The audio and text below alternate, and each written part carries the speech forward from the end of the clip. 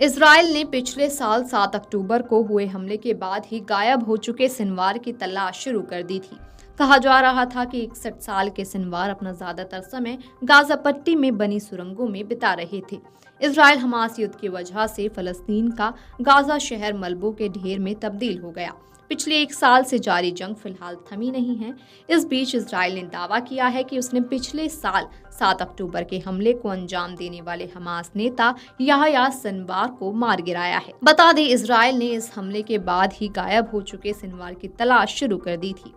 Reports के अनुसार Israeli सेना की 828वीं बिस्लामिक ब्रिगेड रफा के ताल अल सुल्तान इलाके में बुधवार को गश्त कर रही थी। उसी दौरान गश्ती दल के 3 आतंकवादियों को पहचान की गई।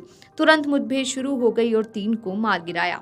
हालांकि बाद में जब शवों की पहचान की जा रही थी तो एक का चेहरा और डील डोल याह्या सिनवार से काफी मिलता जुलता लगा।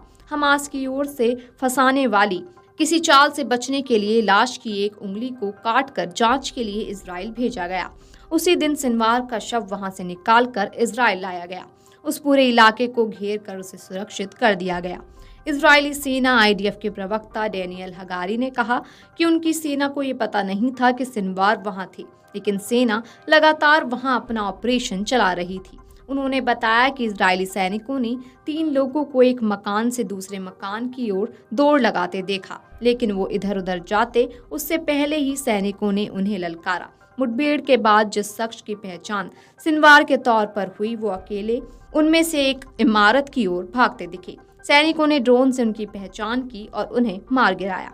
मीडिया रिपोर्ट में Israel national centre of forensic medicine के मुख्य रोग विज्ञानी चेन कुगेल के हवाले से कहा गया कि प्रयोगशाला द्वारा प्रोफाइल तैयार करने के बाद इसकी तुलना सिनवार की प्रोफाइल से की, जब वह यहाँ कैदी के रूप में सजा काट रहा था, ताकि हम डीएनए से उसकी पहचान कर सके। सैनिकों ने पहले उसके दांतों से उसकी पहचान करने की कोशिश की, लेकिन सही से प्रमाणित नहीं हो सका। सोशल मीडिया पर इजरायली सैनिकों द्वारा ठिकाने की तलाशी लेने की वीडियो भी सामने आई है। एक वीडियो में 2 इजरायली सैनिक एक शव, जिसे याह्या सिनवार का बताया जा रहा है, के पास खड़े हैं, जिसके बाएं हाथ की तर्जनी उंगली कटी हुई है। इस बीच एक मीडिया रिपोर्ट्स में दावा किया गया है कि वीडियो का विश्लेषण किया, जिसमें सिनवार के बाएं हाथ की सभी 5 उंगलियां कटी हुई दिखाई दे रही थीं और फिर बाद में एक उंगली गायब थी। याह्या सिनवार के शव का पोस्टमार्टम करने वाले मुख्य रोग विज्ञानी ने बताया कि सिनवार की मौत सिर में गोली लगने से हुई थी। उन्होंने कहा कि हमास नेता को टैंक के गोले से लगी चोटों सहित अन्य चोटें भी लगी हैं, मगर उनकी मौत सिर में गोली लगने से हुई है। सोशल मीडिया पर वायरल हो रही वीडियो में याह्या सिनवार के चेहरे पर चोटें और खोपड़ी पर एक हिस्सा उड़ा हुआ दिखाई दिया। ये वीडियो कहीं न कहीं रोग विज्ञानी के दावे की पुष्टि करता है।